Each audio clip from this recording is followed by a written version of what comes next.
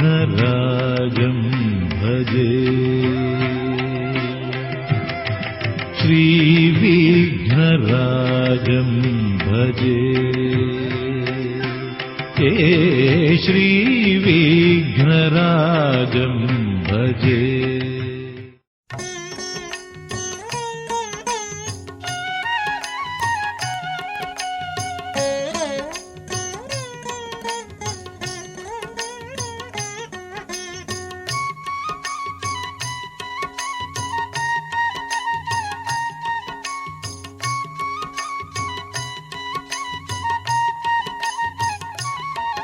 എല്ലാ കുടുംബാംഗങ്ങൾക്കും നിറഞ്ഞ ഹൃദയത്തോടുകൂടി പ്രണാമം.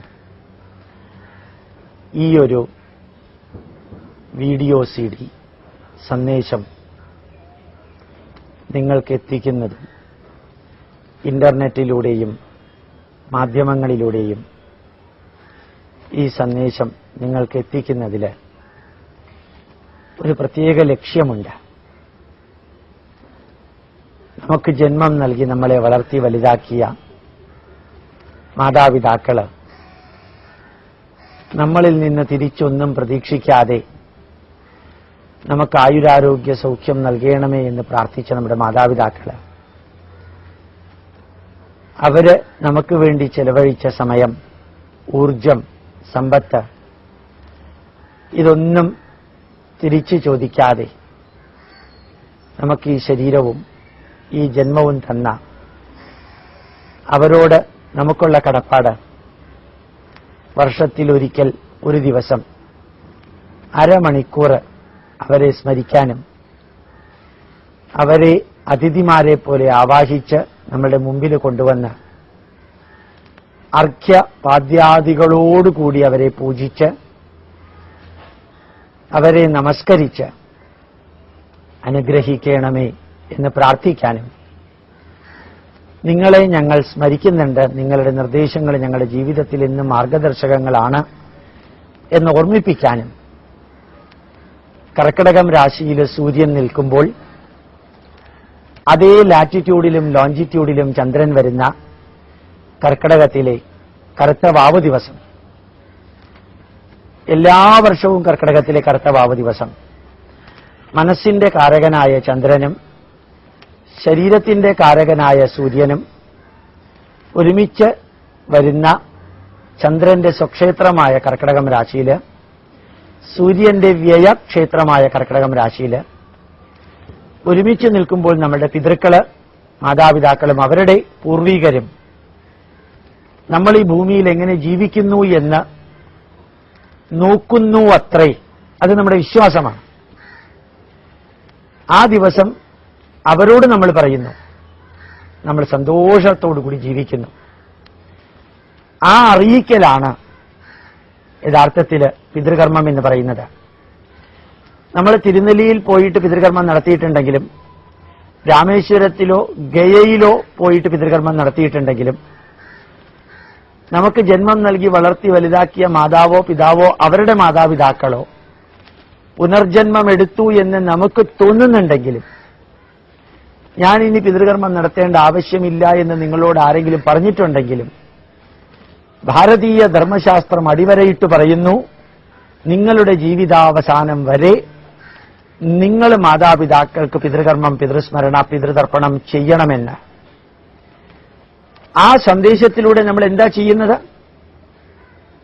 എള്ളുപയോഗിച്ച് ആദി പിതൃക്കളെ ആവാഹിക്കുന്നു. എന്നിട്ട് നമ്മളുടെ മുമ്പിൽ അവരെ പ്രതിഷ്ഠിച്ച് 3 പ്രാവശ്യം ജലം, ചന്ദനം, പൂവ്, വീണ്ടും ജലം, കറുക, ചെറുള അല്ലെങ്കിൽ ബലിപ്പൂവിട്ട ആദി പിതൃക്കളെ നമ്മൾ ആവാഹിച്ചിരുത്തുന്നു. പിന്നെ നമ്മുടെ അച്ഛന്റെയും അമ്മയുടെയും 3 തലമുറയിലുള്ള പിതൃക്കളെ എള്ളുപയോഗിച്ച് ആരാധിച്ച് ആദി പിതൃക്കളുടെ സമീപത്ത് തന്നെ വെക്കുന്നു. ദേവതാഭ്യ പിതൃഭ്യശ്ച മഹായോഗിഭ്യ ഏവ ച നമസ്വധായൈ സ്വാഹായൈ നിത്യമേവ നമോ നമഃ.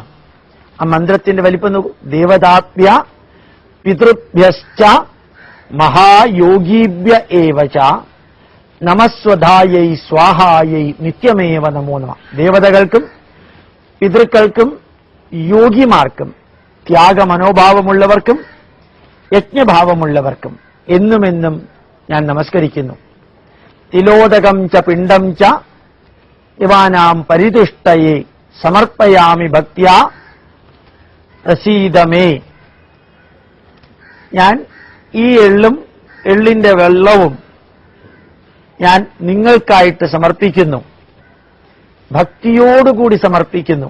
ഭക്തിയാ സമർപ്പയാമി പ്രസീദമേ, എന്നെ അനുഗ്രഹിച്ചാലും.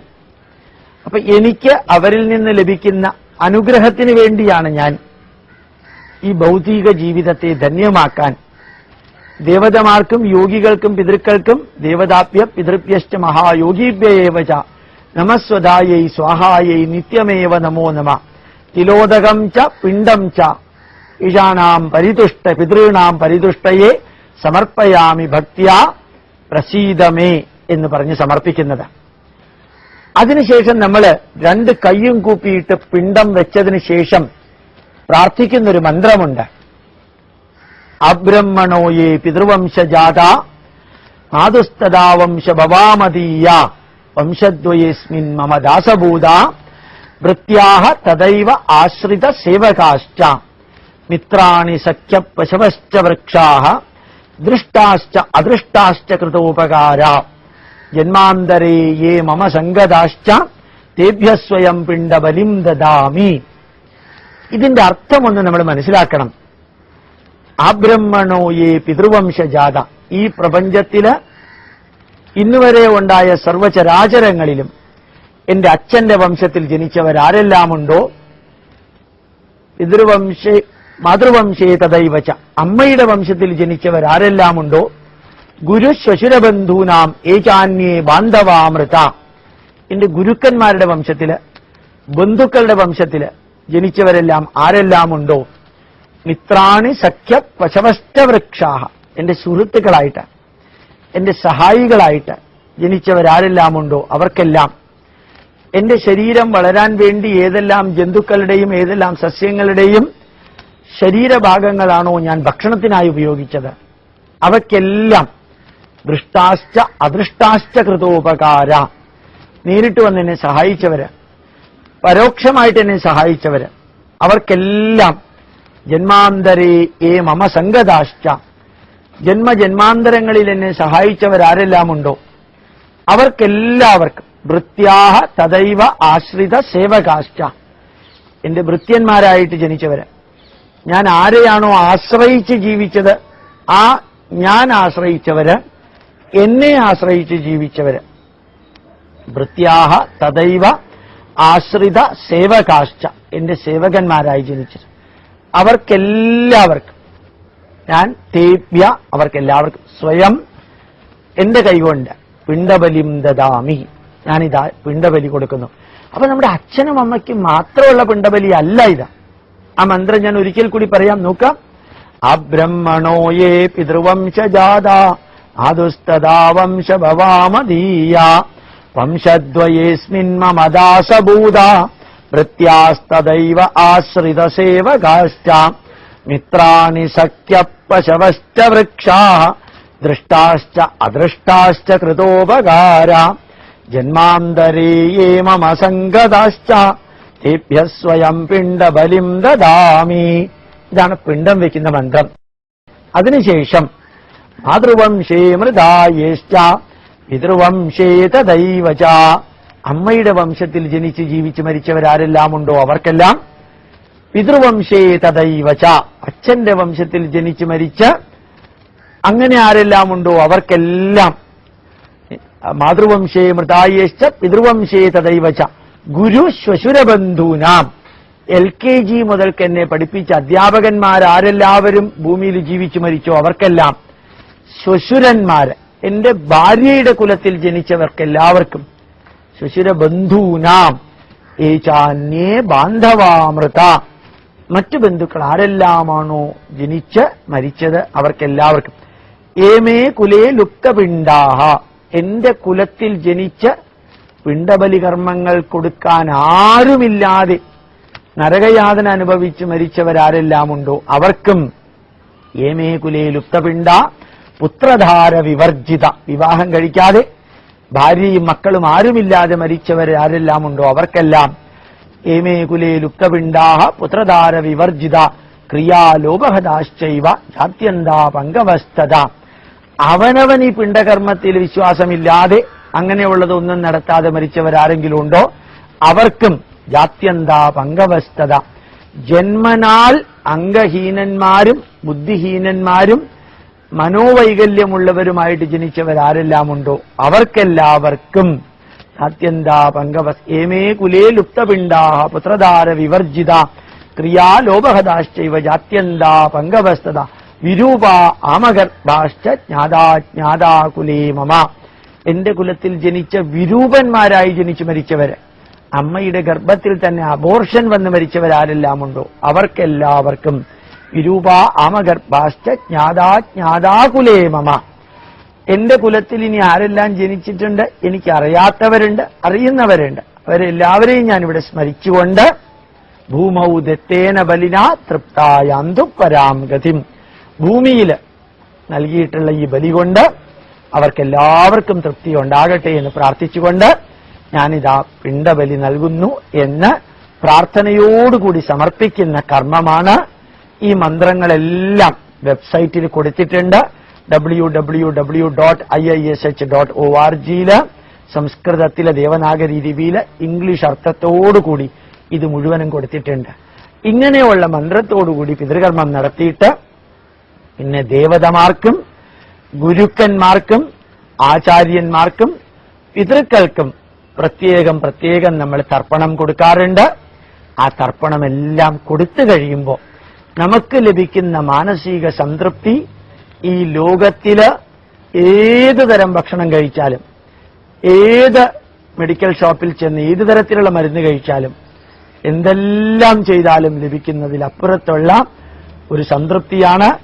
ആദിപിതൃക്കളെ ആവാഹിച്ചു വരുത്തിയിട്ട് പൂജ നടത്തിയിട്ട് നമ്മുടെ 3 തലമുറയിലുള്ള പിതൃക്കളെ ക്ഷണിച്ചു വരുത്തിയിട്ട് ആവാഹിച്ച് അവർക്ക് പിണ്ടബലി കൊടുത്ത് ഈ പ്രാർത്ഥന ചൊല്ലിയിട്ട് ദേവന്മാർക്ക് ഗുരുക്കന്മാർക്ക് ആചാര്യന്മാർക്ക് പിതൃക്കൾക്ക് നാം കൊടുക്കുന്ന ആത്മാർത്ഥമായ ശ്രദ്ധയോടുകൂടിയുള്ള ഈ തർപ്പണം ഹിന്ദുക്കൾക്കും ക്രിസ്ത്യാനികൾക്കും മുസൽമാന്മാർക്കും ഇടതുപക്ഷത്തിനും വലതുപക്ഷത്തിനും ഇതിലൊന്നിലും വിശ്വാസമില്ലാത്തവർക്കും എല്ലാം ഇത് കൊടുക്കാവുന്നതാണ്, ഈ കർമ്മം ചെയ്യാവുന്നതാണ്. എന്താ കാരണം? ഈ ഭൂമിയിൽ നിങ്ങളെല്ലാം വന്നിരിക്കുന്നത് നിങ്ങളുടെ മാതാപിതാക്കളിലൂടെയാണ്. ലോകത്തിലെ എത്ര കടുത്ത യുക്തിവാദിക്കും ഞാൻ തന്നെത്താനെയാണ് ഭൂമിയിലേക്ക് വന്നതെന്ന് പറയാൻ സാധിക്കില്ല. നമുക്ക് ഈ ഭൂമിയിലേക്ക് വരാൻ അവസരം നൽകിയ മാതാപിതാക്കളോടുള്ള കടം, പിതൃഋണം, നമുക്ക് ഈ ശരീരവും ആരോഗ്യവും രൂപവും തന്ന ദേവന്മാരോടുള്ള കടം, ദേവഋണം, നമുക്ക് ഈ അറിവ് തന്ന നമ്മുടെ ഗുരുക്കന്മാരോടുള്ള കടം, ഋണം, ഗുരുഋണം, ആചാര്യഋണം നമ്മൾ പറയാറുണ്ട്. ദേവഋണം, പിതൃഋണം, ഗുരുക്കന്മാരോടുള്ള ഋണം, ഇത് 3 ഈ ജന്മത്ത് വീട്ടാൻ നമുക്ക് സാധ്യമല്ലാത്തതുകൊണ്ട് നമുക്ക് വർഷത്തിലൊരിക്കൽ ഒരു അരമണിക്കൂർ ഇപ്രകാരം ഒരു മന്ത്രം ചൊല്ലി നിറഞ്ഞ ഹൃദയത്തോടുകൂടി പ്രാർത്ഥിക്കാം. നിങ്ങളോട് എല്ലാവരോടും പറയുന്നു, നമുക്കൊരു സംശയമുണ്ട്, ഇതെല്ലാം നമ്മൾ ഇങ്ങനെ പിണ്ടബലി കൊടുത്താൽ നമ്മുടെ അച്ഛനും അമ്മയും അവരെല്ലാം ഇത് സ്വീകരിക്കുമോ എന്ന്. നിങ്ങളോട് എനിക്ക് ഉത്തരമായിട്ട് പറയാനുള്ളത് ഒന്ന് മാത്രമാണ്. മഹാത്മാഗാന്ധി ജനിച്ചു, 1948 അദ്ദേഹം മരിച്ചു. ഇന്നും ഗാന്ധി ജയന്തി ഹോളിഡേ ആയിട്ട് ആചരിക്കുന്നത് മഹാത്മാഗാന്ധി കാണുന്നുണ്ടോ ഇല്ലയോ എന്ന് എനിക്കറിഞ്ഞൂടാ.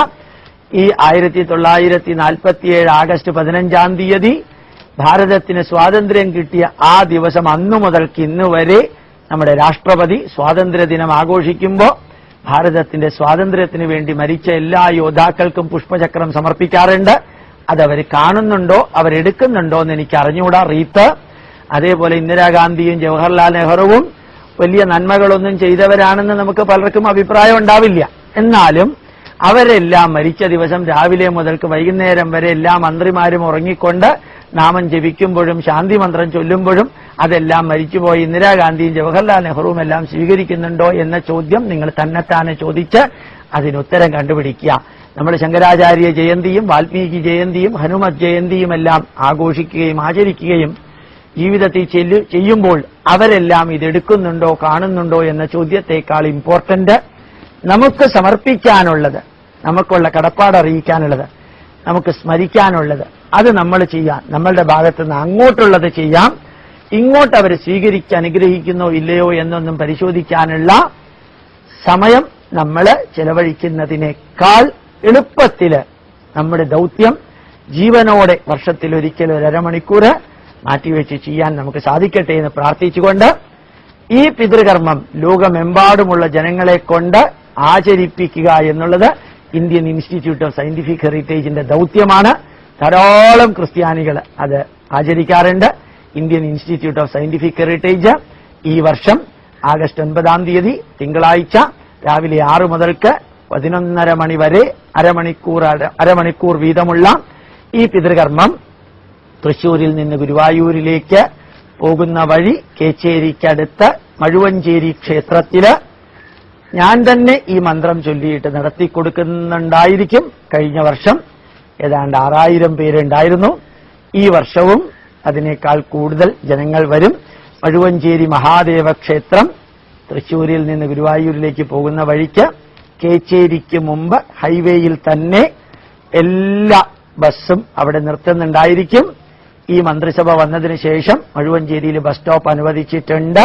അവർ നിരീശ്വരവാദികളാണെങ്കിലും അപ്പൊ നിങ്ങൾക്ക് അവിടെ ഇറങ്ങി ബസ്സില് ആ സെന്ററിലേക്ക് വരാനും അവിടെ നിന്ന് തന്നെ ബസ് കയറി തിരിച്ച് കേരളത്തിന്റെ ഏത് ഭാഗത്തേക്ക് എത്താനുമുള്ള സൗകര്യമുണ്ടായിരിക്കുമെന്ന് അറിയിച്ചുകൊണ്ട് പ്രണാമം, നമസ്കാരം.